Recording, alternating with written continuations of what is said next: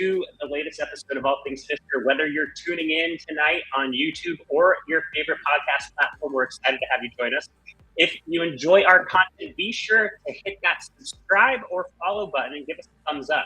Thumbs up. Yeah, last time we forgot about that one. And don't forget to download the Fiskerati app on the Apple App Store or Google Play. Thank you very much. Okay, in episode 23 of All Things Fisker tonight, we'll be diving into the latest updates on Fisker, including WLTP results that were shared this morning for Fisker Ocean with 22-inch wheels, showcasing the electric SUV's efficiency.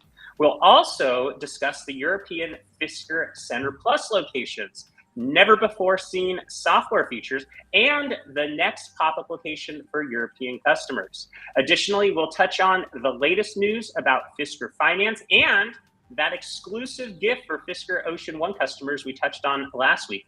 Lastly, we'll cover some notable EV news and answer questions that are in the chat. All right, joining us tonight are some familiar faces and a new face, including Matt from Ocean Views and Marty from Fisker's Whispers. Hello, guys. How are you? Hello. Excellent. And we have a newcomer. We have Ed from Back Road Hero. Welcome, Ed. How are you doing tonight? Yeah, pretty good. Thank you. Thanks for having me.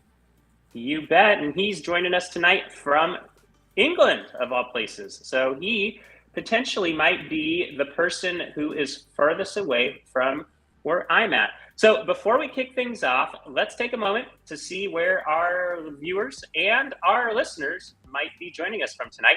We do have a chat going on the YouTube live stream, so it'll be interesting to see where people are joining us from tonight. While we wait for people to share their location, go ahead and take a moment to answer the poll question. We have a poll question right now. The poll question is, what do you think about the design of the European Fisker Center Plus locations, right? We saw a whole bunch of photos and videos from them over the last couple of days, and you may have actually visited one. So take a minute to answer that poll right now. There's 38 votes. You have 4 answer questions: exceeded expectations, matched expectations, less than expected, and much less than expected. We'll unveil the poll results later on in the show when we discuss Fisker Center Plus locations. But first, let's go ahead and do some shout outs. Let's go ahead and see where everyone is joining us from.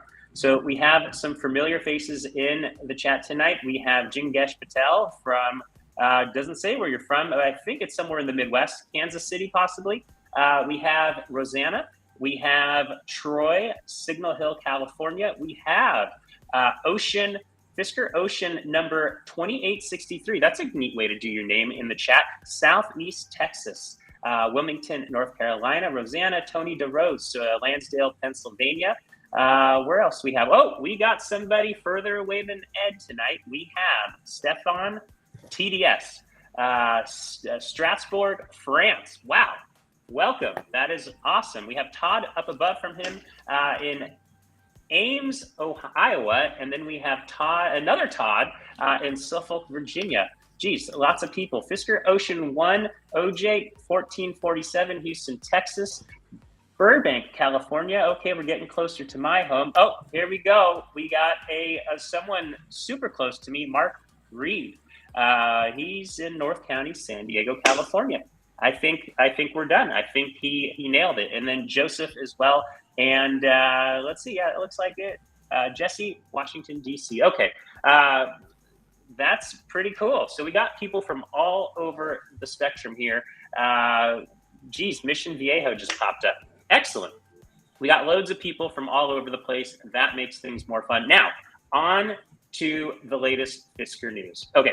Today, Fisker announced another impressive achievement with the all-electric Fisker Ocean Extreme, addressing a common concern among customers regarding the impact of the optional 22-inch wheels on the vehicle's battery range. The good news is that the difference is really minimal. Despite the larger wheels, the Fisker Ocean remains highly efficient. This morning, Fisker shared the latest WLTP results for the Fisker Ocean Extreme, which is more or less the Fisker Ocean 1, that limited edition vehicle.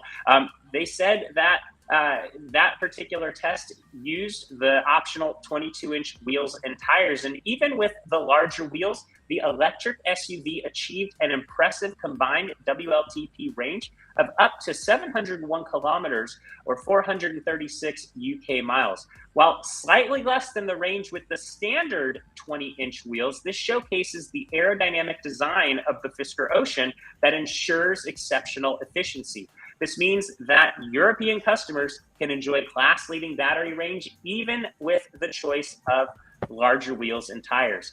I'm so glad I stuck with the 22-inch wheels. Let us know in the chat what wheels you guys chose. Now, yesterday was pretty neat. If you guys have been following along, Fisker opened 2 Fisker Experience Centers in Europe and continues to work hard to expand its presence with additional locations. These Center Plus locations in Copenhagen and Vienna represent the first physical Fisker-owned showrooms where customers can view the company's flagship electric SUV, the Fisker Ocean. Previously, customers had to rely on pop-up locations for a first-hand look at the electric vehicle. At each Center Plus, multiple Fisker Oceans are available for customers to explore and examine up close. Additionally, the Center Plus location in Vienna has the iconic Fisker Karma on display. That's pretty cool. While the exterior design of each Center Plus location looked pretty similar, the interior design are completely unique and distinct. We'll discuss that in just a bit. Now, yesterday also, we published video footage of the Fisker Ocean's user interface, the software that runs on that 17.1-inch display, since the vehicle is obviously now on display in Europe at a couple Center Plus locations. The video on our YouTube channel highlights Fisker's progress with the software in a short period of time. It's actually quite remarkable to see the rapid developments of the software since we saw the Fisker Ocean back in November at Magnastera. Now, there are some notable features that we'll discuss a little later. Some of those include the TomTom navigation. It clearly spelled out TomTom on the display. So that was kind of interesting. That helped maybe answer a question from somebody. What navigation maps are they using? The other was the web-based video apps that open streaming services in a browser. That should make it easier to potentially add new streaming services. And don't forget the regenerative braking and driver profile settings. Those were more or less never before seen. That was pretty neat to see that. And there was a whole bunch of others that we'll talk about in a minute. My favorite, though, was the video of the camera system that surrounds the Fisker Ocean. It provided pretty cool visibility while the vehicle was indoors. So we'll talk about that in just a minute. Next up, Fisker announced the Fisker Ocean European Road Tour will be headed back to the United Kingdom later this month. As part of the tour, the Fisker Ocean will be showcased at the ever-popular Fully Charged Live event. We did the one down in San Diego. Super cool. If you have an opportunity to go to UK South 2023, definitely do it. It's in Farnborough on April 28th through 30th. This is a ticketed event. However, Fisker did send out an email with a 10% discount code, which is on our site. Just search Fully Charged Live and you'll probably find it.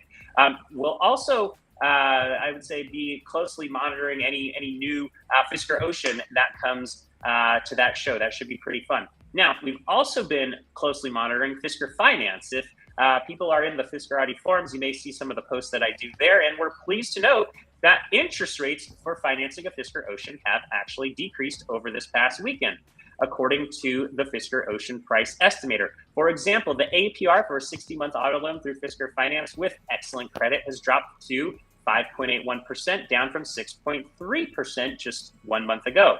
In addition, we've observed Fisker's presence in various sections of the Chase Auto website, indicating increased visibility and accessibility for potential buyers. So that's actually pretty neat. You can go to the Fiskerati forums. I'm tracking that. There's a couple threads in there. One's called Trade-In, one's called Fisker Finance. Check those out. Last up, Fisker sent out an email that we talked about last week for Ocean One customers about that exclusive gift of 2 branded keychains, thanking customers for their patience and continued support. Last week, several members of the Fiskerati forums received the keychains ahead of the email, so we didn't actually know why they got them other than it was some sort of an exclusive gift. Now we know. So we still haven't received our gift, but I'm sure you'll find out when we do. So there you have it. That was your Fisker news for the week. Okay, guys, now let's discuss this. What did you guys think of this morning's WLTP announcement for the Fisker Ocean extreme using 22-inch wheels? Relief. Relief. There you go. Go on. Explain. Yeah, Relief. Yeah. I went with 22, and people were saying 2022 it's going to really impact the range, and I'm like, okay, well 15 miles less or whatever, not a big deal. But it ended up being 4 miles difference for Yeah, WLTP, handful. which is like 1%. It's pretty awesome. Yeah, very little. Yeah, negligible. Super awesome. What about you, Matt? Or Ed, go for it. Either of you. Go ahead. Well, I thought initially that Henrik had basically said that it was going to be much more than that, and I'm really happy because we're on 22s as well. So that's really, really good news. Yeah, I think the original estimate was like 20 miles or something in that neighborhood. So, and with the EPA range being less than the WLTP, I think the difference is only going to be a few miles. So, yeah, that's good news. Yeah, I thought it was actually exceptional news. I couldn't sleep last night. I looked at my phone, and lo and behold, I ended up seeing an email that was a press release from the investor relations website. And I'm like, okay, I'll go ahead and read this, see if it's interesting. And I was like, wow, 22-inch wheels. I wondered actually if we were going to get different wheels and different trim levels as part of the ratings. And it looks like we certainly did. So maybe as Fisker gets the data in or gets the results in from the organization that does it, maybe they'll keep sharing those with us. Hopefully they will. It may be some time, though, is my guess, before we end up getting WLTP range estimates, if you will, for maybe the Ultra and the Sport, since the first trims that are going out are going to be the Fisker Ocean 1 and the Extreme.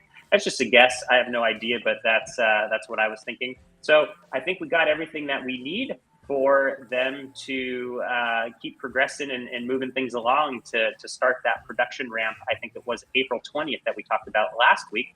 And then also maybe deliveries in May, possibly. Not sure when in May, but it seems like that's kind of how the timeline lines up.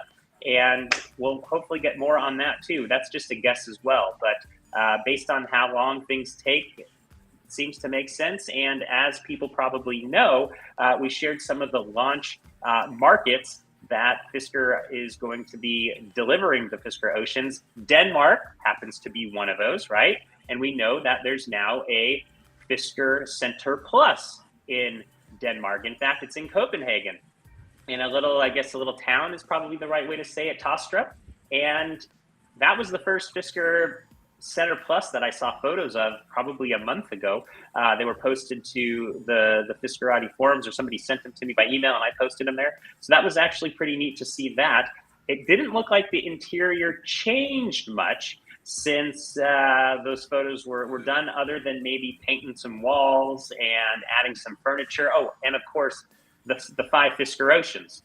They have 5 Fisker Oceans, and I heard that there was a 6th Fisker Ocean delivered, and that one was the latest, the greatest, the newest Fisker Ocean that came up from Graz, Austria.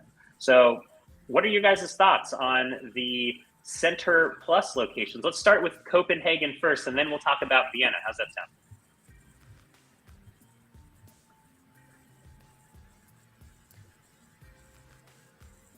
Sounds good. I was waiting for somebody else to chime in, but yeah, I'm getting my Vienna and my Copenhagen mixed up. I think Copenhagen's the one without the Karma in the lobby. Correct.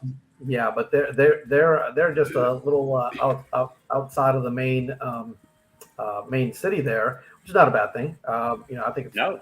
I didn't check the map. It looks like probably a 15 or 20 minute drive outside of town. But yeah, just having 25 minutes to be exact. 25? 25 minutes. Oh, I wow. just pulled it up on Google Maps. Stand corrected. But it's great to have a physical location, number one, because for so long we've been this, virtual company and, sketches and pop-ups and all this stuff. And now you actually have cars, even if they're, whether they're production or production prototype, for people to be able to walk in there, take a look. Hopefully, in a couple of months, be able to take a test drive. Hopefully, sooner than that. But yeah, let's see it. Yeah, there we go. So there is the map from Copenhagen to Tastrup. What about you, Matt? What do you think of that Copenhagen Fisker Center Plus? What were your initial thoughts of that? Well, I think like a lot of people thought that both locations actually look kind of on the plain side compared to other companies at this point. But I got a feeling that they're going to be adding more stuff to it over time. I'm sure they're going to do some displays with like paint samples, like a wall of paint samples, and probably the interior fabrics and stuff like that. Because a lot of companies, I think like Lucid and Rivian, do that sort of thing. Well, they'll have these displays so you can actually see what the items look like in real life, which I think will help a lot because everything we've had so far has just been on the internet. So colors are just, it's just so hard to tell. So yeah. I think they're going to be adding more stuff to those locations. Yeah, and I just threw up the article that I wrote on that one, and it's now open, Fisker Center Plus Copenhagen. Go for it, Ed. What were your thoughts on this one? Well, I just happened to be in Hamburg in Germany, in northern Germany, and Copenhagen was potentially 3 hours by car or 5 hours by train. It was just too far to go. But to be honest, seeing the pictures that have come out of it all, I'm really quite disappointed that they didn't have much more. As you say, the paint samples would have been wonderful because people haven't seen these things by the eye. The monitor is so deceiving when it comes to actually looking at car colors. And of course, as we all know, our wives choose our car colors. So certainly ours has. And well, it would have been nice to have seen the paint samples just live by the naked eye. But you know what? All things, it's a start, and that's what we need. Yeah. So my quick take on it is I thought it was actually really neat to see. I was actually impressed that the company ended up saying they were going to get 2 Fisker Center Pluses opened by the 11th of April, and they did. So they threw out a deliverable date, and they hit it. So that, to me, was impressive. I think that the design from what we saw about a month ago from the initial photos, there really wasn't too much that had changed because we saw the exterior, what is it called? Like metal siding, a very cool look. It's like a very industrial exterior. If anyone has seen those photos, they're floating around somewhere on the site, but a very industrial looking exterior, both Copenhagen and Vienna, very similar exterior, glass fronts, a lot of metal design on the exterior, big black and white Fisker, logo branding at the top of the glass and the front of the stores. And they ended up doing something that I thought was kind of neat. If anyone has seen the headquarters of Fisker, they have like what looks like a sticker on the window that's like an ocean spray of some sort. And it has the Fisker logo on it. They put that on both the Copenhagen exterior and the Vienna exterior. Pretty neat. So as far as the exterior goes, I think everything's spot on. Love the exterior.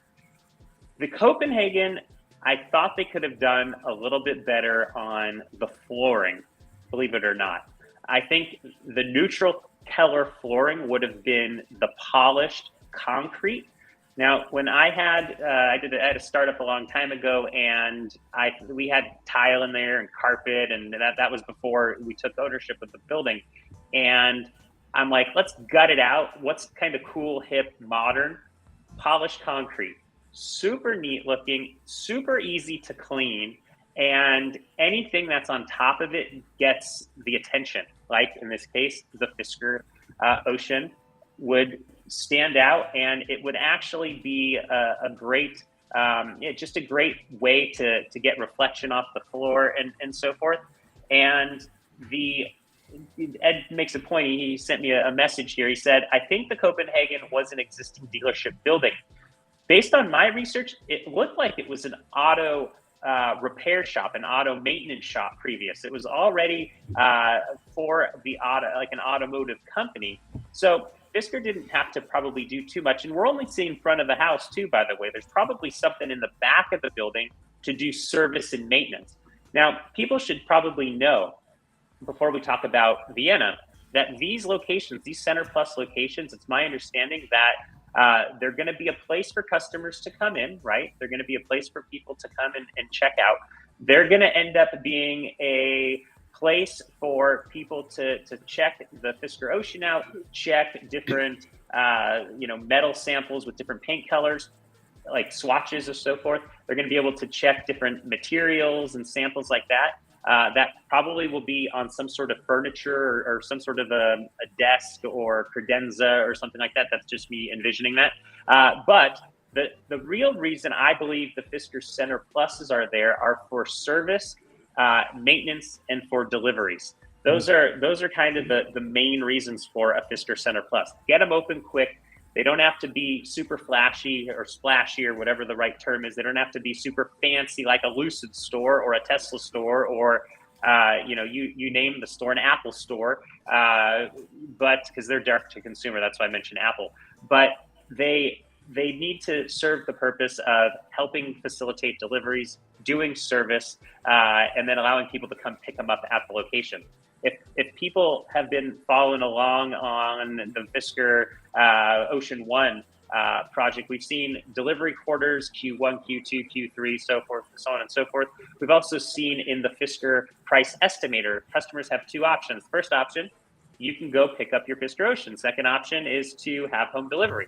So when you go pick up your Fisker Ocean, whether you be in Copenhagen or Vienna, they're going to make the experience just super easy for you to get your vehicle, get out, and then if you have issues with it, you can bring it back. That same Center Plus will service it, maintain it, etc.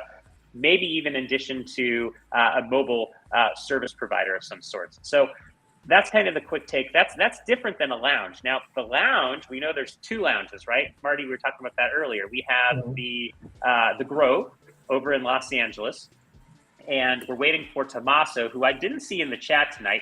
We're waiting for him to send us some photos when he gets that. When he sees the Fisker lounge open up over at the Grove, he's going to be hopefully the point person for the photos.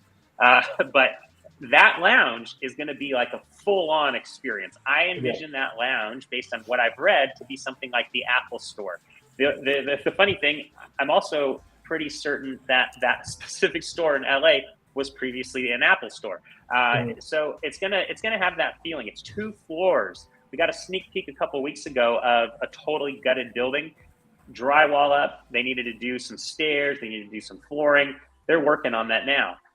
But that's going to be creme de la creme. That's going to be a really cool experience. And we're also going to get one over in Munich at the Marienplatz, or just right outside, a couple blocks away from the Marienplatz. And that's a super high density shopping area. And that's going to be very similar to the Fisker Lounge that is in Los Angeles. Big difference going to be between Fisker Lounges and Center Pluses. It's going to be an experience, I would say, much more than a Center Plus. It's going to be the real deal. Like, to your point, Matt, like a Lucid storefront or Tesla, or you name the company. So that's I guess, was supposed to be a quick take on the Fisker Center Plus in Copenhagen, a little longer. But let's talk about Vienna now. Marty, you mentioned the Karma was up there, and I saw a couple photos on your Instagram, on the Fisker's Whispers Instagram, that there was a picture of the Karma there, even a video. I think you reshared that time lapse. Go ahead and talk about that, what your thoughts were on the Vienna location. Maybe in comparison to the Copenhagen. I liked that they put a Fisker Karma in there. There's some people were talking about that, and how come the Karma is in there. We sold that off as far as the prior branding, but I think it's nice to have it in there. It just kind of speaks to, not that we're an old company, but we're not completely brand new. We do have a little bit of heritage, and whatever heritage and nostalgia people have for the Fisker design, for the Fisker Karma, I think it's great to showcase it. Why not? So I thought that was a nice touch to include that in there. That center, like you say, that had that time lapse when you walk in, I think they did a good job, showing that off.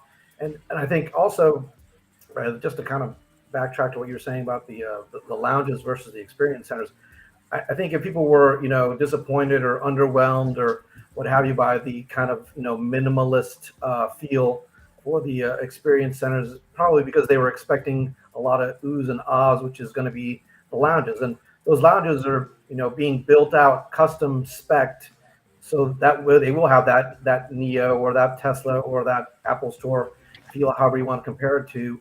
And the experience centers, those were existing buildings. We kind of just adopted those, and maybe they will add some of the things we're talking about with paint colors and fabric swatches and what have you. But that's mostly, like you say, delivery and pickup location, service location. Yeah. So before Matt, you chime in, and Ed, let's go to the poll real quick to make sure we give everyone a chance to do the poll. So we asked the question a little bit ago at the beginning of the show. What do you think about the design of the European Fisker Center Plus locations? Currently 61 votes. There's about 100, just over 100 people watching right now. So we're going to give you another couple minutes to, maybe a minute or two, to get your vote in. Okay, Matt, what were your thoughts on Vienna? Maybe in comparison to Copenhagen, what were your initial thoughts of that location?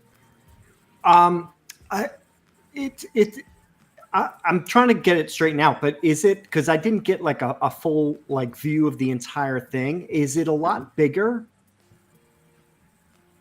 location? It's a lot more open, I would say. Let me try to throw up some photos of it. It definitely has much higher ceilings. I thought the ceilings in the Vienna store were much taller than those in the Copenhagen. I think the lighting in the Vienna location is much better than the lighting in the Copenhagen location. It's just, there's just so much more glass. In fact, it looked like they had glass inlets in the floor that were shining. I don't know if that, I doubt it's natural light, but maybe they could, pipe it in the tube or something. But it looked like it might be lights shining in just to give even more light. The more light there is, the better I think the Fisker Oceans are going to look. And we all know every color of the Fisker Ocean, it looks different in different light. I think just in a couple of the photos I was sharing on the screen a moment ago of the Big Sur Blue, you can see just the different, like, depending on where the photo was taken and how much light there was in the window, it looked totally satiny. And then the other one looked matte, like a matte satin versus just like a matte dull color. So different light gives different different images of the oceans. I believe it's about the same from the front office or the front portion, the customer experience. They looked about the same, I thought, in the photos. But the ceiling height was much greater in Vienna from the photos. While you tell me a little bit more about your thoughts, I'm looking at one of the photos that shows 4 oceans. A view of all of them. So it's pretty spread out. They have I guess they both have like that a couch set up and like a little area where you can sit in the center. And I mean, I think it's fine. I mean, I like having lots of glass and sun and all that. I think helps out a lot. So I don't have a problem with that. Yeah, and there is a photo on the screen right now. I'm going to go through a couple photos, but you can see the very big poured concrete flooring, very polished concrete with right in front of that Fisker Ocean and Blue Planet, you can see what looks to be like some sort of a glass, glass inlet in the floor, just to the left of that wall box charger. We're going to go through a couple more. Ed, what were your thoughts? Yeah, I'm not really sure that these are bespoke Fisker Center Pluses. I firmly believe they're repurposed original dealerships, or certainly maybe this legacy one was a automotives. Yeah, this one was a dealership. So I think in time we're going to see a certain corporate identity, certainly with the kind of the orange and the blue perhaps emerging. I think what they've really tried to do is keep the cost down initially, which is sensible to do. What they need to do is have the Center Plus primarily for the pickup option for deliveries. So it really makes sense to do it certainly quickly and cheaply initially. And I mean, cash flow is king when you're launching a car and trying to do the best. And I think Fisker have really shown how they have not burnt through their cash reserves. They've been really quite prudent in this. And as a company, it's vital in the early stages, certainly to put money into development of future projects like the Pear and the Ronin further down the line. So it's, it's early days yet, as I said, but it's certainly a start. And people need to physically see the cars. They need to be able to sort out niggles. Everything comes with initial issues. And if you can go somewhere, get it fixed, even while you wait, or just to get someone to talk to. We're all humans. We need human interaction. We need to see things. We need to touch things. We need to feel them to make final decisions even there. But this is all about deliveries and launch and getting things moving in Europe, certainly. Yeah, I agree with that. I got the photo up right now of the Fisker Ocean in night drive with black, what are they, F3 Slipstream wheels. And I believe it also has black Abyss interior. It's the all black option. That's mine. That's the one that I ordered. I love that look. And Matt shared with me yesterday a really slick photo of that specific vehicle. And it was shot in such a way, I think it was on Facebook or something like that. Mm-hmm. And it was shot in such a way you could see a clean future for all, the tagline in the background, just over the hood. And it was really cool looking. So it made me actually a little bit more excited for my choice. And then this morning I wake up and I read about the range and I was like, yes, 22-inch wheels and they're going to get, good battery range and the look of just all black. Amazing. Super excited about that one. And it looks like, I think I got it. There you go. Boom. That was great. That looks awesome. Oh yeah. Super excited on that one. That just looks so good. I love how the trim that's in black, that plastic that goes around the edge of the bottom edge of the vehicle. I like how the black on black, it definitely blends in better than maybe some of the other colors. So that's kind of what I was battling in my head when I was going to originally go for what a couple people call the stormtrooper look, where you have the great white and you have, the black wheels. And I thought, okay, I'm going all black. Nevertheless, from this view of this particular photo, you can actually see that this is actually it's also two stories. There's actually two stories. I believe there also is, something tells me those lights down below or that glass on the floor leads down to some sort of a basement or something like that. Some sort of, there's some sort of a basement floor or level 0 floor, whatever it's called, where the light actually shines from inside to kind of light up what's downstairs to kind of bring some natural light down there. That's just a thought. I could be totally wrong, but that's from looking at this, it looks like if you look on that back wall, it looks like there's a railing that's going down. So that would be my thought. So this might be 3 floors actually. So yeah, that's what we got. So to go next, I think to kind of tie up the Center Pluses, we have the Vienna, the Copenhagen. There's going to be one we were told in press releases many months ago in 2022. Oslo. There's going to be one in Oslo. There's going to be, I believe, one in where was the other place? Paris, France, I think was the other one. And then there's going to be something in London. I can't remember if that was a Center Plus or if that's a Fisker Lounge, but there's definitely going to be something there. So that's what we got on lounges. Let's read the results of the poll. We finally got the poll. I'm going to end it right now. We got 73 people, it looks like, who took the poll. Thank you for those that participated tonight. Question, once again, what do you think about the design of the European Fisker Center Plus locations? 50% of the vote, of the 73 votes, matched expectations. That's awesome. Now, I can't vote, but if I could vote, it did match my expectations because I knew it was just going to be a pop, throw something up, get the cars in there, let people look at them, and then, when we're ready to deliver and do service, it's there. That was mine, match my expectations. 32% of the vote, less than expected. 10% of the vote, much less than expected. 5% of the vote exceeded expectations. All right, some people were blown away by it. I thought, pretty neat.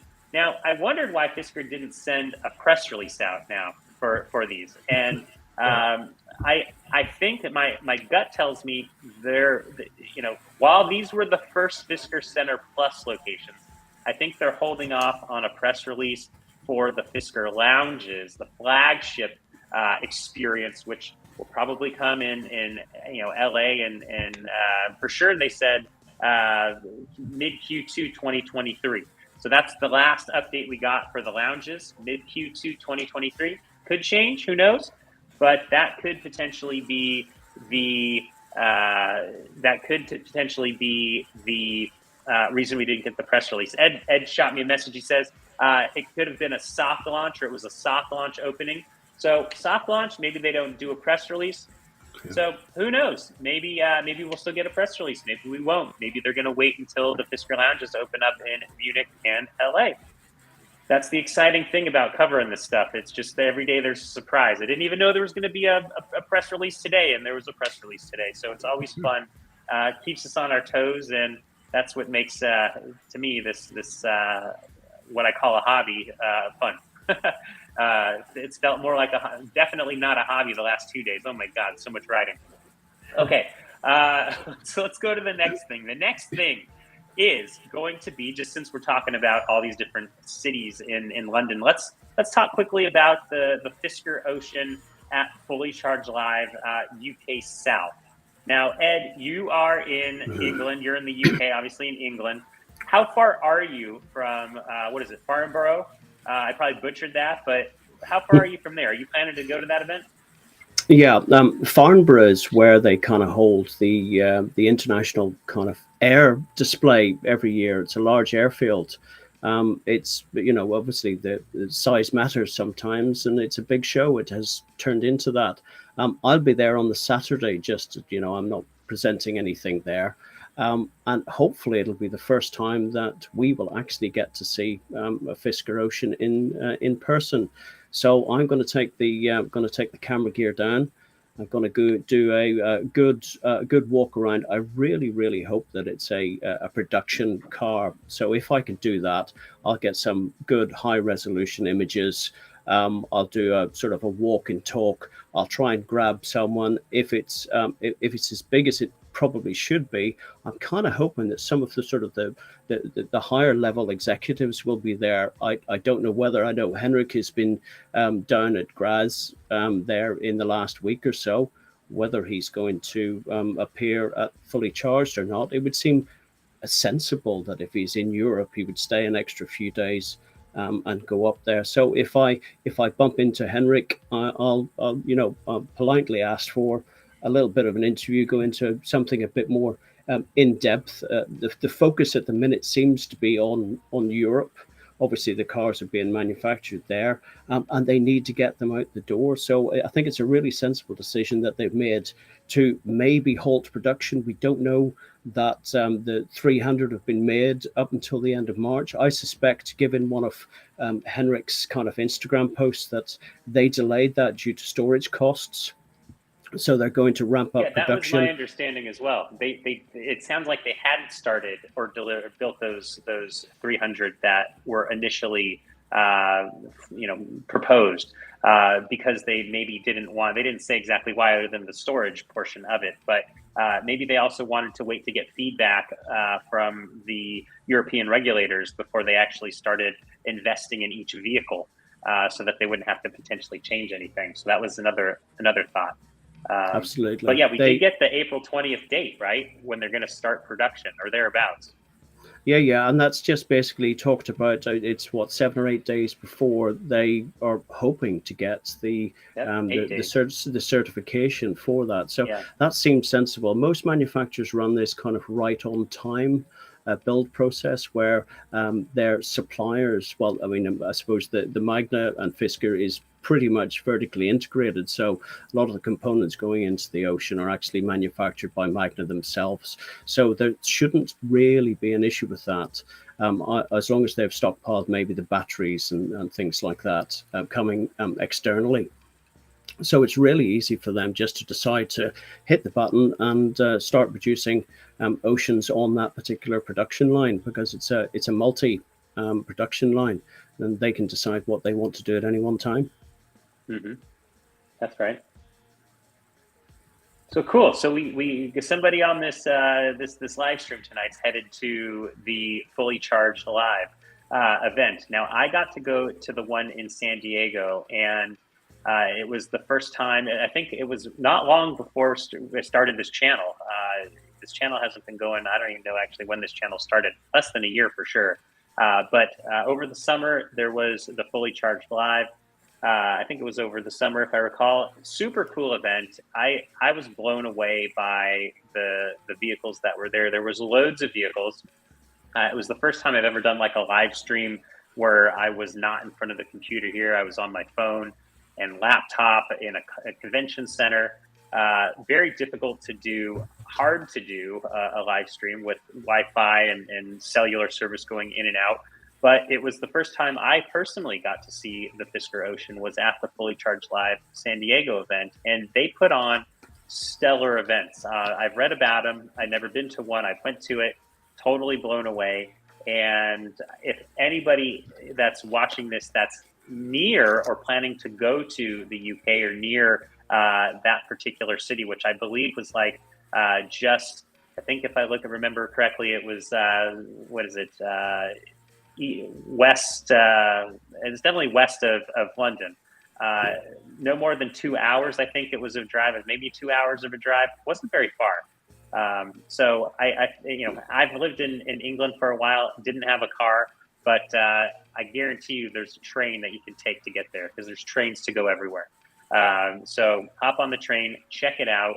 Like Ed, take some videos, take some photos, share them with us. We'll feature them on the site. Okay. Let's go on to the next thing. The next thing is the touch screen. Now, we got a lot of photos and videos of the touch screen. I think we definitely posted one to the Fiskerati YouTube site, channel, I should say, the YouTube channel. But Matt, you also got one too from somebody that, I don't know where you got yours from, but super cool. That person. I posted that on my YouTube channel. So yeah, I saw that. I got permission, and he said, "Sure, go ahead." Nice. Yeah, it was like screen by screen by screen, very thorough.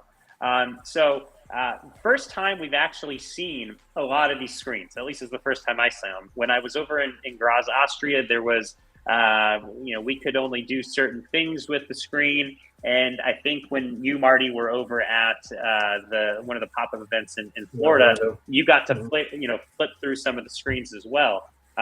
So I'd love to hear your guys' thoughts on what you've seen previous and what you saw maybe today or yesterday in some of these photos and videos.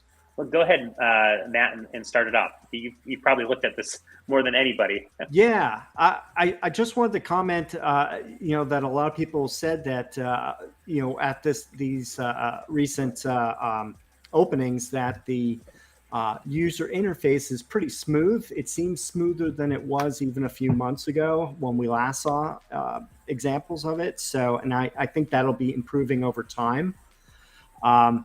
There's still some things that are missing, but for example, some of the streaming apps, they kind of have the base of base examples of music and video streaming, but I foresee them doing a lot more, especially since it uses the standard Android automotive software that, for example, Polestar uses.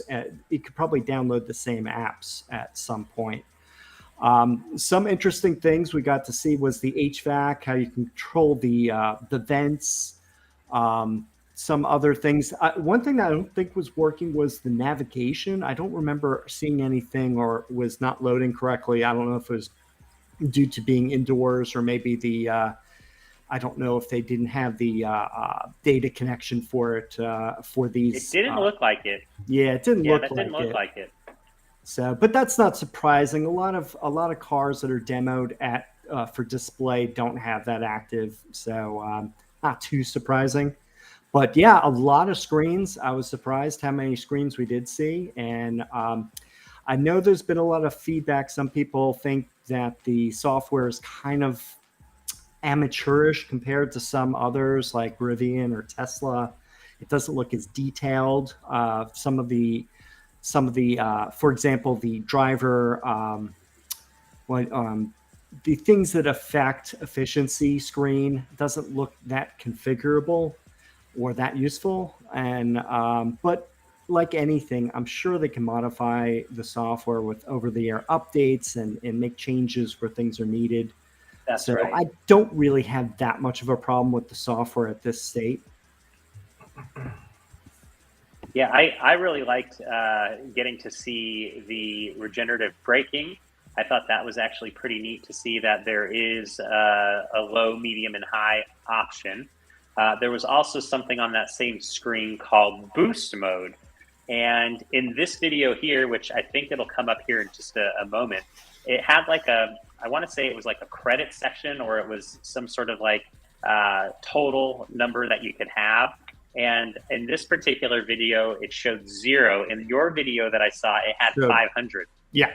So there was 2 different numbers. Now, I think in this particular video that we're showing on the screen of the touch screen and all the different new, software features that we've never seen before, this was definitely not, did not have internet connectivity. As we saw just a moment ago, when the user tapped on the Prime Video button, it ended up taking you to a web page. It launched like a viewer, which would have potentially loaded Prime Video in that particular streaming service, but it threw an error on the screen primarily because there was no connectivity on that particular device. Now, the funny thing, I ended up getting a video from the same location that was actually filmed in Copenhagen by somebody who is a subscriber to Fiskerati Premium. So thank you very much for that. But he also ended up sharing a couple other clips that I thought, and photos that I thought were interesting. But someone else shared a video, and they had internet connectivity. Now, I don't know if it was the same Fisker Ocean, as there was 5 and now 6 on site. Maybe some had connectivity and others didn't, because in one of the video clips that I showed, the people who were playing, they're playing like Oasis on maybe Spotify or some streaming service. So I thought that was actually kind of neat that we got to see, and hear a little bit of the audio system. I think it's like ELS or something like that, audio system. So that's pretty neat. Now, Marty, what were your thoughts, having played with the interface over in Florida? Yeah, when I was in Orlando, I got a kind of a tutorial through. It wasn't fully finished AY, and I didn't do much of the button pressing, but the ride giver that was there kind of took me through some of the menus, some of the navigation, the some of the seating temperature controls, how the vents worked and things like that. And I thought that was pretty neat. From what I saw of it, looked pretty slick to me. But I'm easily impressed, I guess. The thing I liked about the video that was more recent, that come out in the last 2 days, was the camera angles, how you can see the wheels, how you can see the entire car. That looked nice. That was my favorite part. Yeah, that was cool. And I had a car that had a variation of that, but not as good. It did have cameras in the two rear, the side mirrors. So you do have a little bit of visibility there. But I like what I'm seeing, and it's only getting better. And like we talked, software can be updated and improved, and I think it will continuously as is. So I'm excited to see more of it. Yeah, likewise. My favorite part also was the cameras. I thought the cameras were really cool. You had the dash cam in the video that I uploaded. You had what they called like the right and the left flanks. And then you had, I think, you had some other camera too. I think it was like the surround, the 3D surround. because the car was indoors, I don't think we got the full effect. But that looks pretty neat, being able to leverage all the cameras. We have that rear camera as well in the back of the vehicle. So it's going to be neat to kind of see everything in, with that 3D surround and what that looks like. Ed, what were your takes on this? I don't think you've had a chance to kind of play around with it, but I'm sure you've seen what it looked like previous and what you saw now. Yeah, I mean, as with all things, they develop over time. They need to have a basic user interface. Navigation is really important. I'm really disappointed in a way, though, that they haven't gone for the CarPlay, Apple, Android Auto interface. That a lot of manufacturers are just basically getting away from the standard user interface and in the car, certainly navigation based anyway. But obviously they have to have a solid base for anyone not using those particular products. The camera's really good, and they will come into their own when people are off-roading these things, because they will do. And to have full 360 vision and parking as well. I know we've got park assist, coming as well. So all really, really important features. Everyone expects this, though, in certainly a car of this value in the premium segment. So it's not as if they would be doing them a disservice if they didn't have them. It would seem rather amateurish if they, if they didn't include these, what we consider as basic features now in modern cars. Yeah, that's a good take. I once again, I was super impressed by what I saw in November, and then flash forward, what is that? 4 or 5 months, probably 5 months. The UI is drastically improved, and we ended up getting some information about the I don't know, what is it, the chip that the 17.1 inch display was going to run on, and there were people that had concerns about lagginess. And in the video that I watched that was shared with me, and then the video that was shared with you that you published, Matt, everything seemed pretty fluid, and there was no lag on anything. So I think to Marty's point, over time we're going to get more and more software updates. There'll be over the air updates, and we'll constantly get improvements. It's going to be somebody's job, and it probably is someone's job now, just constantly iterating, constantly improving. Another bit of feedback I thought was actually kind of funny was, why is everything purple? I don't like the purple. No more purple. And I said, hey, haven't you noticed the purple in every image of the Fisker Ocean 1? Practically everything's had the purple tone. So whoever designs those particular graphics probably also has their hand in the Fisker Ocean user interface. But maybe they'll offer a dark mode and a light mode, or an auto mode, like when the sun goes down, the colors change maybe, or who knows what. That's the fun part of this journey, is we don't really know what we're going to get, right? We have some extent on what we're going to get, but and no one's actually had an opportunity to fully play with the user interface, with data connectivity, outside, driving around. Like, no one's had a chance to do that unless you work at Fisker. So, so I'm excited for that. We're getting the Fisker Ocean 1, and these are all the fun things that I look forward to playing with and sharing right here on All Things Fisker. We're gonna be learning stuff, I have a feeling, every week. There's gonna be something every week that is new, whether it's a feature that we just learned about, or a new software update, a new over-the-air update. There's gonna be fun stuff to play with. So super excited for that. Now, before we go on to the next topic, if you haven't already subscribed to the channel, go ahead and subscribe. That's a no-brainer. But for the people who are watching, we have, I don't know, just over 100 people, and we only have 34 likes on this video. So let's go ahead. I'm gonna count down from 5 to 1. If you haven't already liked the video, you're on your phone, you're on the desktop.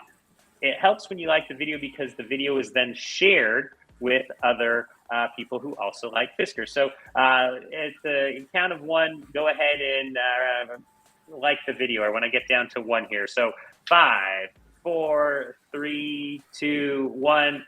Hit the like button for us. All right, go on and hit that like button.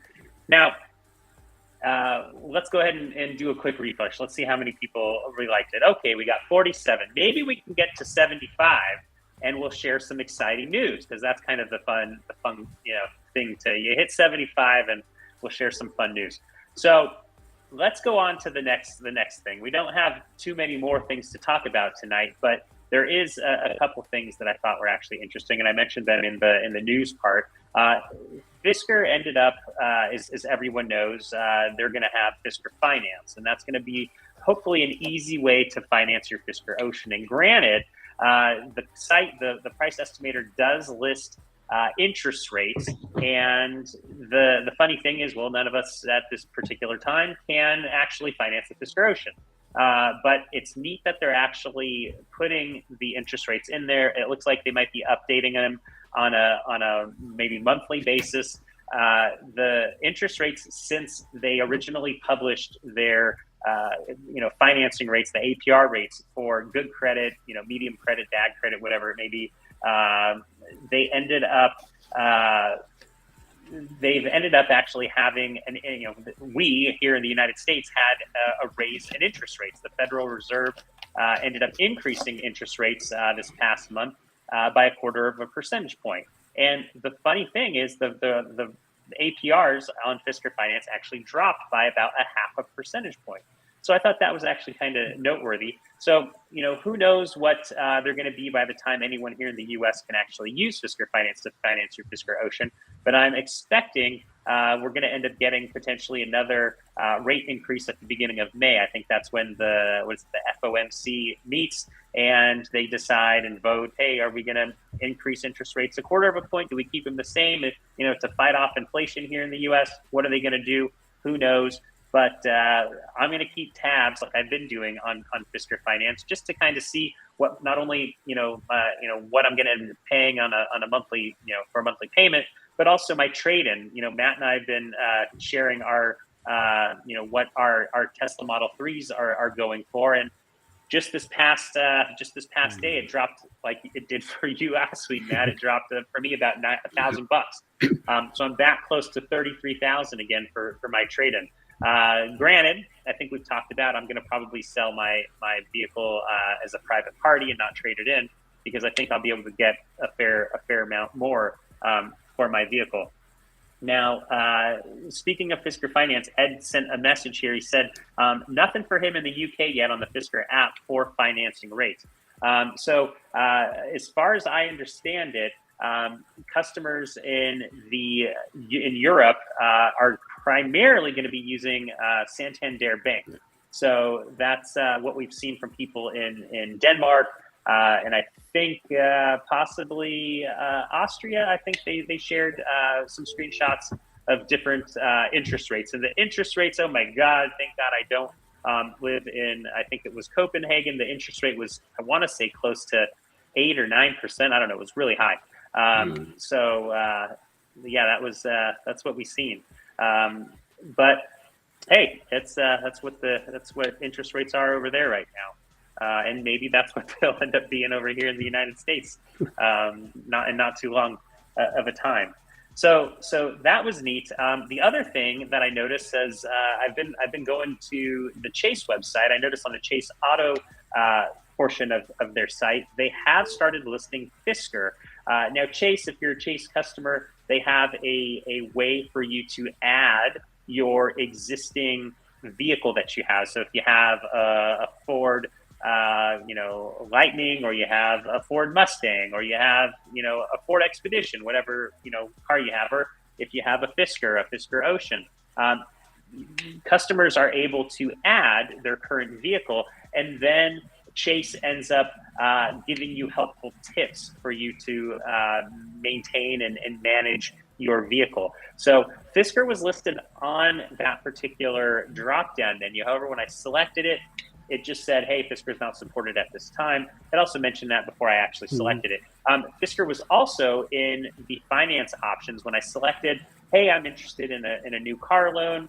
Here's what my credit score is. It's kind of like a calculator. I then got to choose my make and of the vehicle, and lo and behold, Fisker was there. When I selected Fisker, because they have a special relationship Chase has a special relationship with Fisker, I wasn't able to go any further in the process.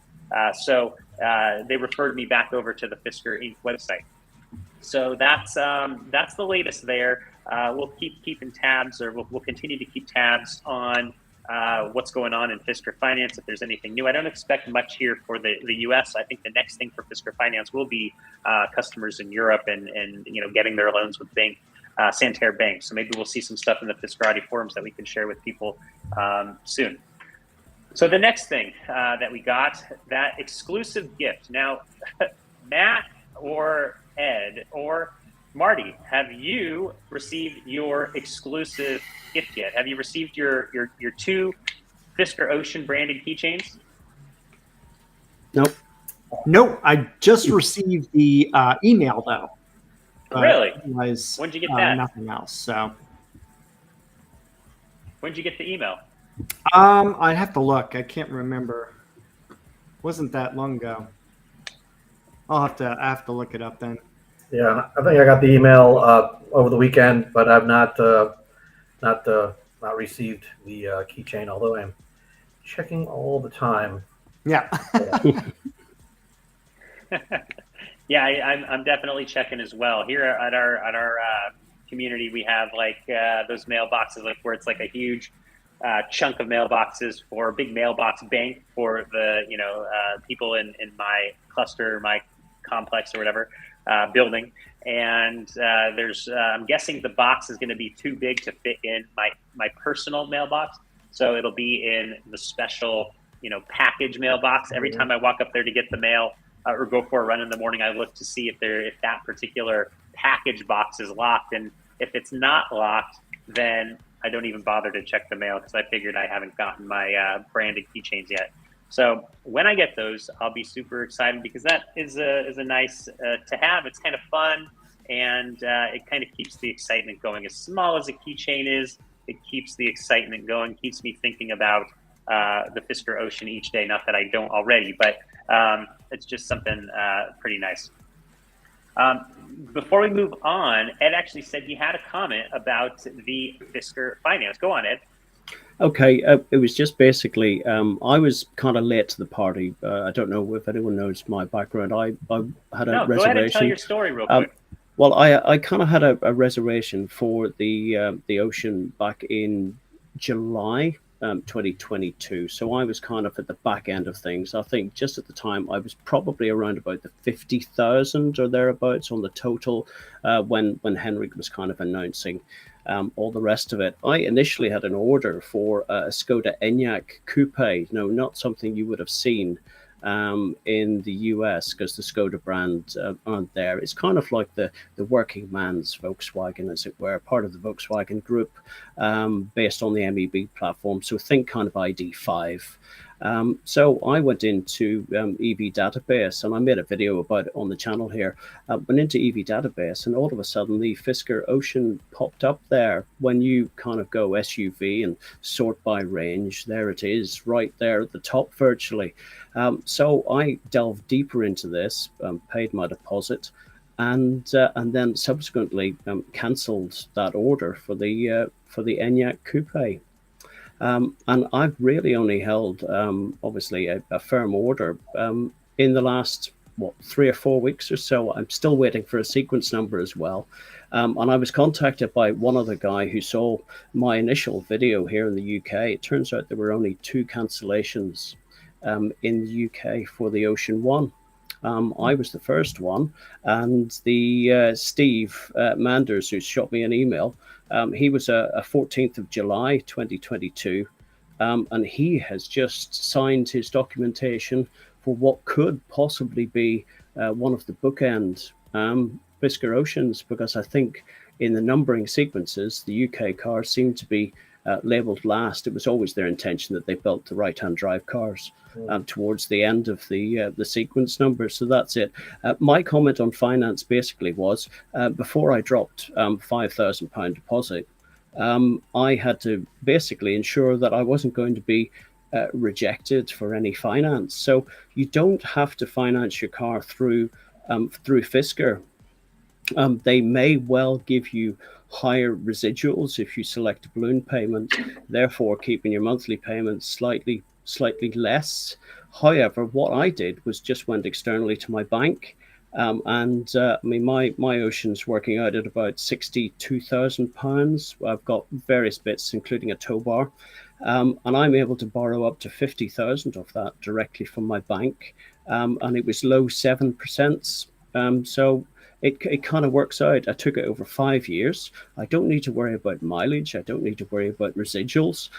I can drive the car, pay for it, and own it outright after 5 years. And quite often people overlook that option of going for external finance. It's a personal loan for a car, but it's not secured on the vehicle. So it's essentially just I've got it all done. The money's sitting in my bank. I'm paying for my car already, but the money is sitting there, and I will have it paid off in 5 years from this month. So That's pretty neat. That's pretty neat. We have talked about previously, I think it was Matt and me, about credit unions and checking your local credit union, because credit unions, at least here in the United States, definitely offer really good rates because it's a community bank. And, you know, with all that's been going on here with regional banks, I've noticed that our local community bank is definitely chomping at the bit to get people loans and helping people out. So, you know, community banks are a good option, credit unions. So, you know, if no one has to use Fisker Finance, to your point, Ed, everyone should check their local credit union, even their current company that they have, you know, a checking or savings account with, because those may be good alternatives. So yeah, we'll definitely keep tabs on that. We're going to explore all the options when we have the chance. But for now, we're sitting tight. We're going to wait and see what the Fisker Finance experience is all about. And you know, one other option that I just kind of thought of a while back was we may just very well go with Fisker Finance, but it's not to say I couldn't start with Fisker Finance and then once I have the car and all that stuff, a month down the road, 2 months down the road, I could always get another loan out to pay off the Fisker Finance from my local bank. So that's a potentially another option. So it's like refinancing the vehicle and paying it off and getting another loan.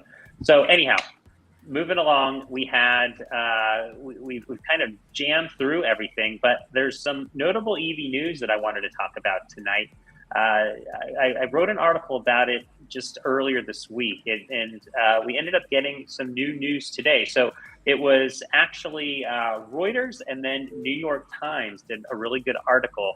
It had to do with the EPA, the Environmental Protection Agency here in the United States. They went ahead today on Wednesday. They went out and laid out new rules to what they call turbocharging sales of electric cars and trucks. Now, did anyone of you guys hear about this? Did anyone in our chat have a chance to hear about this? I'm gonna read a snippet from the New York Times article that got published about 2 hours ago. They were the ones that kind of broke the details on it. Pretty cool. So let me do that, and then we'll chat about this. This is pretty neat. So the Biden administration is proposing rules to ensure that 2/3 of new cars and 1/4 of new heavy trucks sold in the United States by 2032 are all electric. The new rules would require nothing short of a revolution in the United States auto industry, a moment in some ways as significant as the June morning in 1896, when Henry Ford took his quote-unquote horse-ride carriage for a test run and changed American life and industry. If the two rules from the Environmental Protection Agency are enacted as proposed, they would put the world's largest economy on track to slash its planet-warming emissions at the pace that scientists say is required of all nations in order to avert the most devastating impacts of climate change. The government's challenge to automakers is monumental. Last year, all electric vehicles accounted for just 5.8% of new cars sold in the United States. All electric trucks were even more rare, making up fewer than 2% of new heavy trucks sold. So I thought that was actually some pretty interesting news. And to me, that bodes well for Fisker, who not only is soon to be launching this Fisker Ocean, but then they have the Pear in 2024. We have the Ronin and the Alaska truck to come after that. So they've got a pipeline full of electric vehicles that are certainly, this potential legislation, if it gets enacted, will certainly support EV makers like Fisker and Lucid and obviously Tesla and virtually everybody. So it's going to be kind of like I hate to use the word gold rush, but if they really enact this legislation, everyone's going to be scrambling to continue to make investments and get on their EV on their EV game, if you will. What are you guys' thoughts on this? Did you have any thoughts? Have you read about this? Yeah, I read a little bit about it, and the target goal of 2/3 of all cars can be electric, which is ambitious to say the least. I think whether we want to admit it or not, it's going to be a political fight. And if it was simply to wave a magic wand, the EPA says, "All right, auto industry, do this," then it would probably get done. But it's going to be fodder for 2024 and beyond. I think I don't know that they're going to be able to just implement it as quickly and easily as they say. But not also. You have to mine the rare earth minerals or obtain them. You have to build battery factories. You have to do a lot of supply chain things. Make sure that you have reliable charging. More charging stations. Consumer education. Whenever you force people to do something, it's a little harder. What about you, Matt? What's your take? I'd like to add that I think the Inflation Reduction Act has been like the start of all of this. We've seen a lot of talk about companies that are going to be opening factories, battery factories, in addition to auto factories in the U.S. I guess actually all in North America is I think that is a kickstart, and I think this would probably even add more to it. But because I think a lot of car companies with the incentive of the tax credit really want to get that. So I think that may be more effective, I think, for expanding production at this rate. I don't know if the EPA is more of a longer term kind of continuation of what the IRA started, but I guess we'll see how it's implemented. Yeah. And Ed, do you have a perspective on this, being from the UK? Do you hear anything about stuff like this, or is this just not relevant? No, it's important. But I mean, the key's in the name there. It was the Environmental Protection Agency. Of course, they're going to drive things towards a cleaner environment for all. However, there's got to be a bit more carrot and less stick. The minute you kind of force people into something, you get pushback. So what we need to do is get affordable electric vehicles into the system, and of course, all incentives globally are welcome. They need to make it easier for manufacturers to incentivize people to buy the products. I mean, it goes hand in hand. It goes without saying. But as I say, if everything falls nicely into place, people will be incentivized out of their ICE cars and into electric vehicles naturally, in the natural run of things. And obviously, it's slow progress. But with all things in new technology, things start off slow, but the curve steepens quite rapidly as we get people adapting to it and getting rid of the fear of actually using something that's different. We don't like change. No one likes change. It's human nature. But if we can assist that and make it easier, and as they see their friends and neighbors and families adopting this new technology and how easy and good and quiet and smooth and all the benefits, not just in cost or kickbacks with tax or whatever it happens to be. So as I said, there needs to be an incentive. You can incentivize someone into a position, they'll be much happier in that position. Yeah, I think I read a poll just the other day. It was from AP News, and it actually, let me pull it up here. It actually said about 4 in 10 U.S. adults are at least somewhat likely to switch to EVs, but the history-making shift from the country's century-plus love affair with gas-driven vehicles still has a ways to travel. Even with the tax credits of up to $7,500 to buy a new V, it could be difficult to persuade drivers to ditch their gas-burning cars and trucks for vehicles without tailpipe emissions. It then went on to say that new electric vehicles now cost an average of more than $58,000, according to Kelley Blue Book, a price that's beyond the reach of many U.S. households. The average vehicle sold in the U.S. costs just under $46,000. Tax credits approved under last year's Inflation Reduction Act are designed to bring EV prices down and attract more buyers. So yeah, I think price is definitely one of them. That's kind of where this survey was going, or this poll. And then to your point, Ed, just change in general. People don't like change. I think one of the biggest and most beneficial changes of owning an electric vehicle, which I've probably said previously, is not being forced to go to the gas station.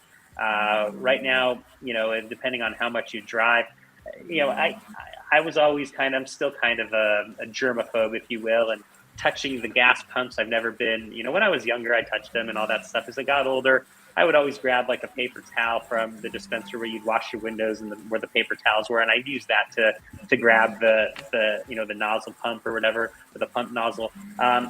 Being able to just charge the car, in the garage is the greatest thing ever. It's like I don't even have to think about, stopping at the gas station, with a child in the back that wants to go home or go wherever we need to go. It's just super easy. I can do it all from downstairs in the garage. So probably the greatest change of owning an electric vehicle is not having to go to the gas station. And the best part about that as well, to tack on to that, yeah, you might get some savings with the EV tax credit, but the biggest savings for our family is the amount we pay to actually charge the vehicle. It's a fraction of the cost. I think it's maybe it's now to like $8 to charge up to the full 350 miles, the full car. So that's a big savings in our pocketbook as far as saving money, saving energy, etc. So yeah, that's pretty interesting. I hope that we learn more as everybody watched with the EV tax credit legislation, the IRA. It was a battle. It went back and forth, and it basically took all the way from it was many months of a battle, and it took all the way to March it was, in order for us to get the details. I think the details of the tax credit came out on the 31st of March. So it was like a many month process, all the way from August of 2022 all the way to March 31st, 2023. So I would imagine this EPA proposal is going to take forever to get sorted out. Now, do you guys have any news that you wanted to share that you thought was interesting by chance?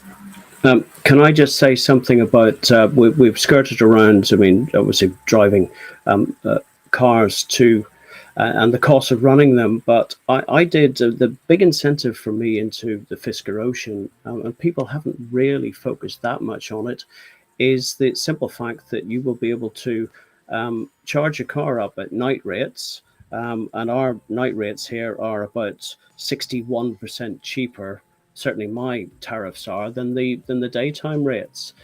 We run an air source heat pump at home for our heating, and that is 300% efficient. So for every kilowatt of energy we put in electricity, we get 3 kilowatts of heating out of that to heat our homes. Now, in these slightly colder areas, and the UK is a prime example of that.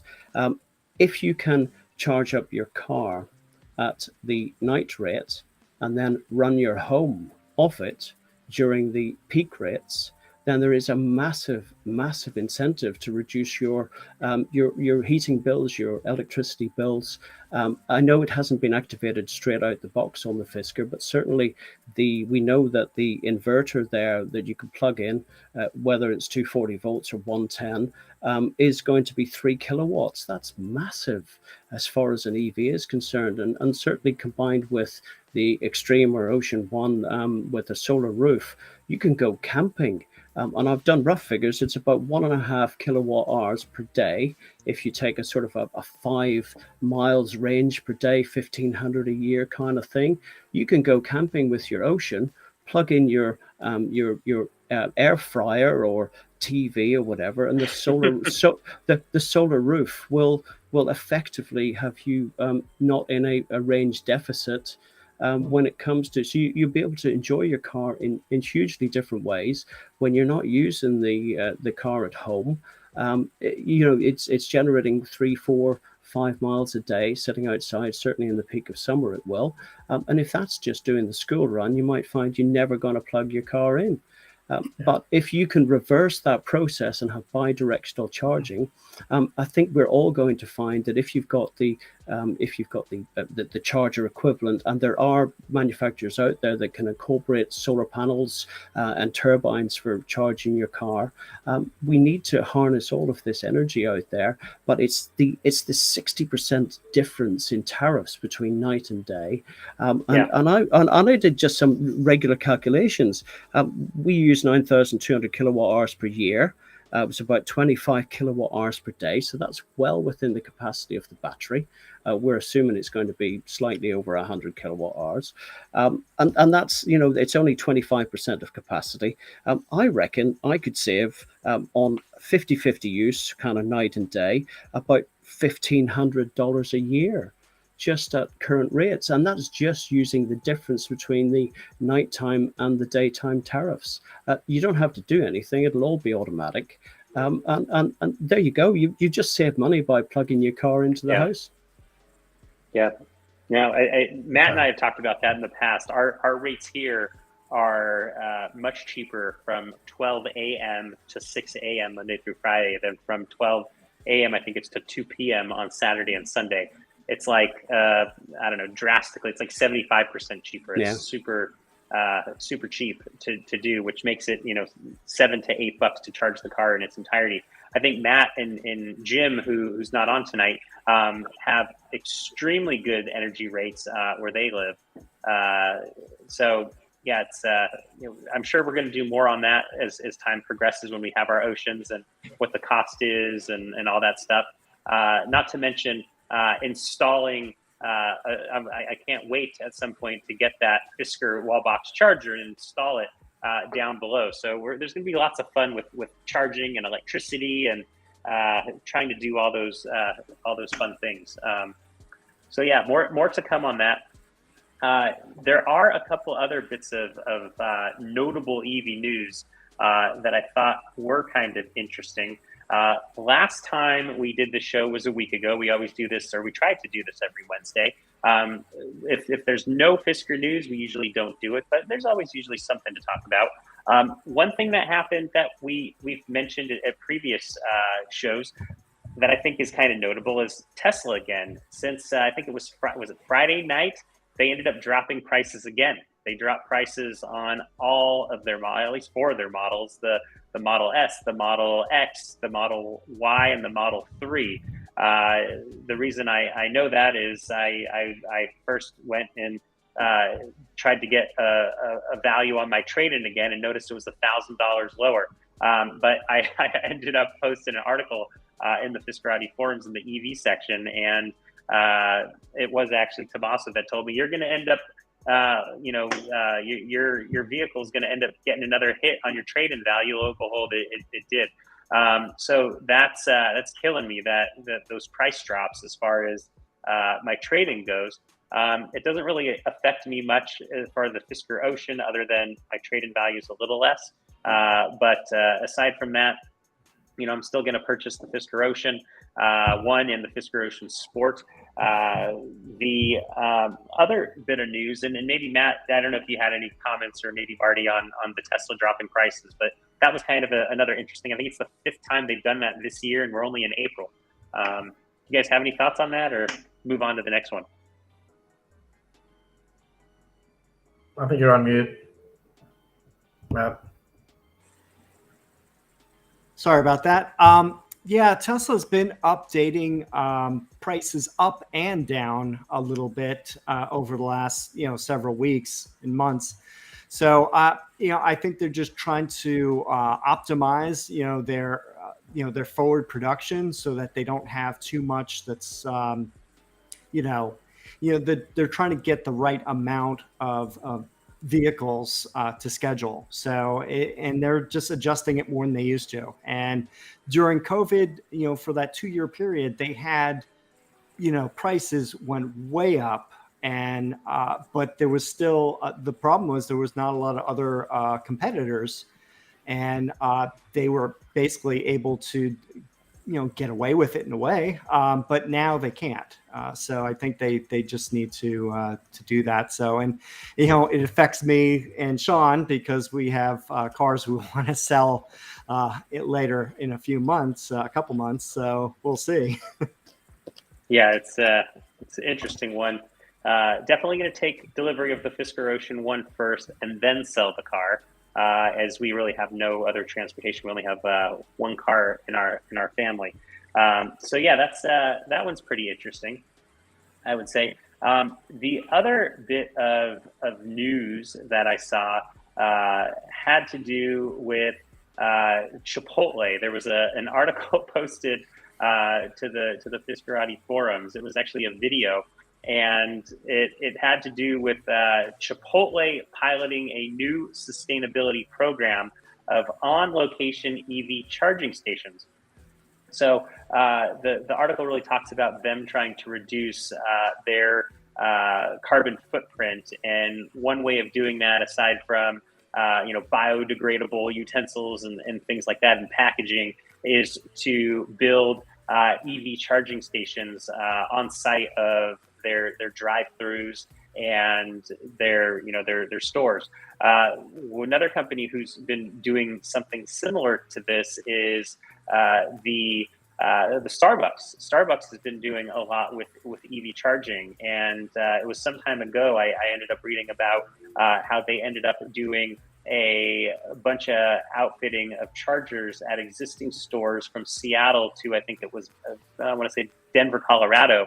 And you can travel along that whole corridor and stop at a Starbucks and get your car charged while enjoying a coffee, or enjoying a frappuccino, or whatever your drink may be at Starbucks. For me, it's usually a green tea or a peach passion tea. That's a good one. But yeah, it's like everybody seems to be getting into the EV game as a way to attract more customers to their stores. And when we did our road trip from San Diego to Orlando, the best places to charge were always restaurants. That was always the best place, because you kill two birds with one stone. You're charging your car while you're eating your meal, and you don't have to slop food. And in this case, if you have your Fisker Ocean, I love the idea of the taco tray, but I'm probably not going to eat greasy, gross, fast food in my brand new car. That's just me, but I'm probably not going to be doing that. So I would charge my car at maybe a restaurant and then go eat in the restaurant or on the patio outside to enjoy the fresh air and stuff. But I think it's neat that companies are doing that. And it was also really convenient. At most all the charging stations, we stopped at 19 charging stations from here to, I think it was 19 from here to Florida. And virtually every one of them had a place to eat at. It was always spend 30 minutes, 40 minutes eating, cars charging. And by the time you are done eating your meal, you get in your car and you have just enough energy to go to the next place. You're not overcharging, you're getting just enough to get to the next stop. So that worked out really well for us. So that's pretty much all for the EV news. I've been following the chat tonight on YouTube, and I have not seen any questions pop up. So I think that I think we're good. I think we went ahead and more or less answered everyone's questions as we were doing this, I guess, or people were more engaged in the chat tonight than they were listening to us chat, or who knows. So that's kind of where we're at. If I don't see any questions coming in, yeah, it looks like Rosanna may have a question. It says, ask questions now, guys. Yeah, so if anyone has questions, this is the time to answer them. Not that we'll have the answers, but it's always fun to kind of do some questions. There's a question, do you think the Ocean will use the Cattle Cullen battery? I don't think we've gotten any details on that. Matt's shaking his head no. No, I don't think so. I think that's possibly a next generation type of thing, because they've already designed the battery pack like at least a year ago, and the Cullen just came out. So I don't think it's possible. Got it. However, within the Zika range, the 009 is the first to be introduced with the Keelan packs. The architectural footprint of those packs is very, very similar to their 114 kilowatt hour packs. So there is no reason why they can't just be slotted straight into the Ocean. Yeah, I'm sure it's possible that they could do a changeover at some point, but I think the initial production, especially the ones, are probably limited to the existing. And if they do at some point switch over to a different a battery pack, probably later on, maybe later in the year or next year, it's a possibility. Yeah, we're still waiting for details on the battery. Maybe we'll end up learning more about that here in the coming months. I think Fisker did say as soon as the first or right around when the first Fisker Ocean is delivered, chances are it's going to be in Europe. Maybe we'll learn some more details about the battery and some of the other questions that we've had. There is a question. Does anyone know why EPA is taking longer than Europe range ratings? I don't know the answer to that question. My guess would. Oh, go for it. What's your? Maybe because they're busy crafting legislation. I don't know. No, that's a good one. That was better than. I was hoping that Fisker would announce EPA today on the back of EPA's announcement, but it feels like almost literally any day. WLTP was almost a month ago, and we're just waiting. Yeah, the WLTP I think was the couple. Was it the 28th of March? Somewhere at the end of March. So it's been a couple weeks. I think that we'll probably hear something, and it's totally a guess. I should say I'm going to preface this by saying I've done loads of research, and every avenue that I go down is a cul-de-sac or a dead end. I can't find how long it takes to get an EPA approval for a car. Get that regulatory approval process done. It's like there's the information sparse on the internet for that, especially on the EPA website, just not there. So I don't quite know. Maybe you have to be an automotive maker in order to get access to this, these details. But I would imagine we're going to see something. My guess would be May would probably be the time frame if we're looking to get all the Oceans, the start of Ocean delivery, June timeframe. I'm going to share something that was kind of fun. That in the Fiskerati forums, I pinned to the very top. I'm running a poll, and the poll is around Fisker Ocean deliveries here in the United States. The poll asks this question: when will the first Fisker Ocean delivery happen in the United States? And many of us are trying to work backwards, right? And take a date and kind of work backwards, or just trying to figure out how long things take. Now, this particular poll has 75 voters, and the 75 voters have been kind of across the board. There's a few dates that have gone with no poll votes, but the bulk of the poll votes, 17.3%, actually fall on June 25th through July 1st. 16% of the poll results are June 18th through June 24th. And then the third position is July 2nd through July 8th. So the bulk, nearly close to half, not quite half, but close to half of the results are from June 18th through July 8th. That's when people in the forum, at least, think the Fisker Ocean 1 will be delivered here in the United States. So we'll see who's going to be closest. It's kind of fun. But that was a poll of 75 tonight. I think we had 73 people vote on tonight's poll. Sometimes we get over 100 people on some of these. I think the biggest poll we've ever had was a couple hundred votes, and that had to do with like Fisker Ocean 1 and different wheel options and configurations and things like that. But I thought that poll was kind of fun. If you haven't done that poll yet, I'll go ahead and throw it in the chat over on YouTube, and you can check that out. What else is going on in the forum that's worth mentioning? Well, let's see here. There was, let's see here. We were talking about the tailpipe emissions and things like that. That's not too exciting. Somebody had a question they threw out there the other day about running boards on the Fisker Ocean and whether the Fisker Ocean should have had running boards. I was to the opinion of no, it shouldn't. I thought that would not look very good on the vehicle since it's so low to the ground. But some people think that that's a good idea, to each their own. But yeah, there's loads of topics in there. Nothing else is jumping out at me as of right now. People are talking about boost mode right now. That seems to be kind of like a hot topic. And Matt and I chatted briefly about that one. That was on the screen with the regenerative braking.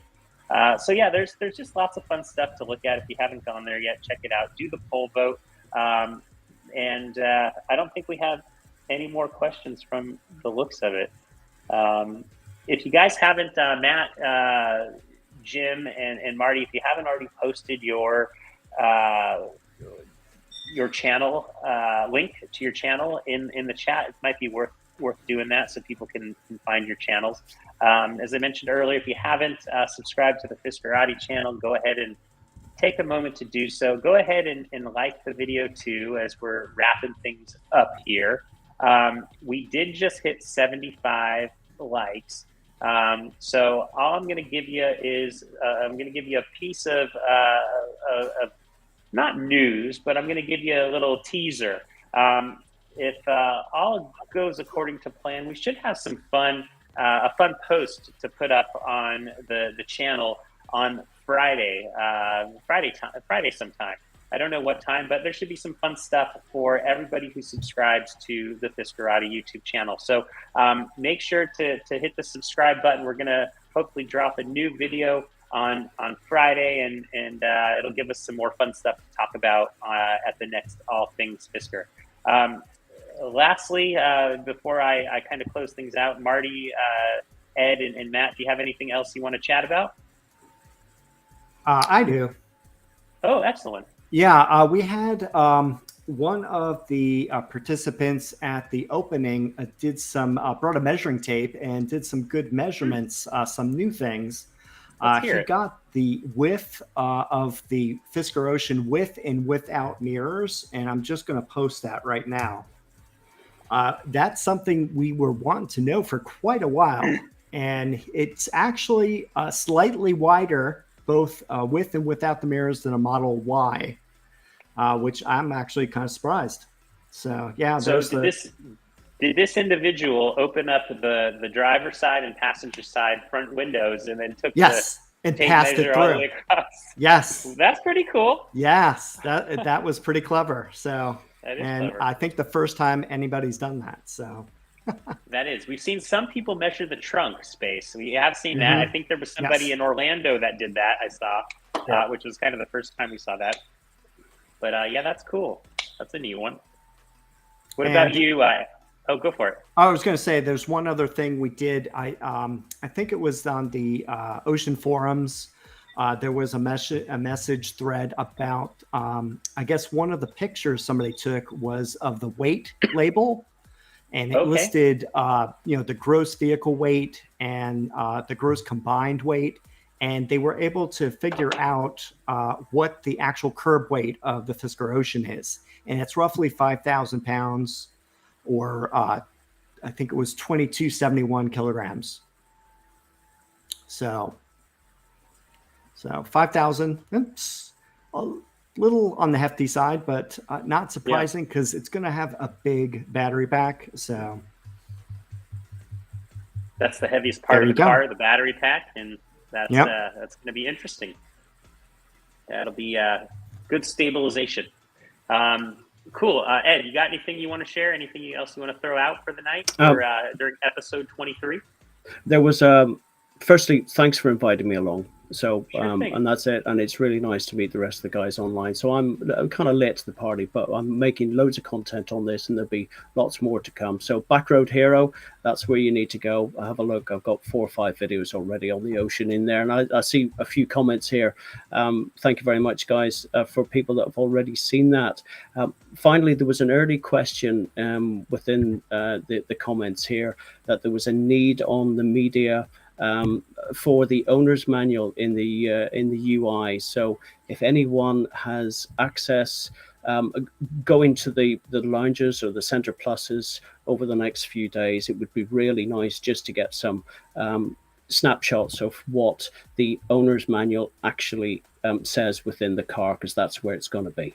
So on that point, thanks very much, and I'll do this again. Thank you. Sure thing. And what about you, Marty? You got anything else? No, I think we covered a lot, and thanks for staying up. Pleasure having you, and very nice to meet you. And I feel like we've got an international vibe tonight, which is nice for a change. Yeah. Fisker's all about Europe, and now we have somebody joining us from Europe, so it's nice. Odds are good. You'll see him on the roads before we do. We're quite possible. Anticipating and super excited, as they say. Yeah, same here. Now, and by the way, as we wrap things up here tonight, don't forget you can catch us, All Things Fisker, anytime and anywhere if you want to listen to the show on your favorite podcast platform today. So check that out. We got a growing podcast community, which is kind of fun. It's a different way to engage with the show or check the show out. So go ahead and take a look at that. And as I mentioned at the beginning of the show, don't forget to download the Fiskerati apps. That's where you get the articles the quickest when I publish them, as it gets pushed to your phone if you have push notifications enabled. So that'll do it. This is episode 23 of All Things Fisker. You guys have a good night. Thanks, everybody, for joining. Good night. Thank you. Good night.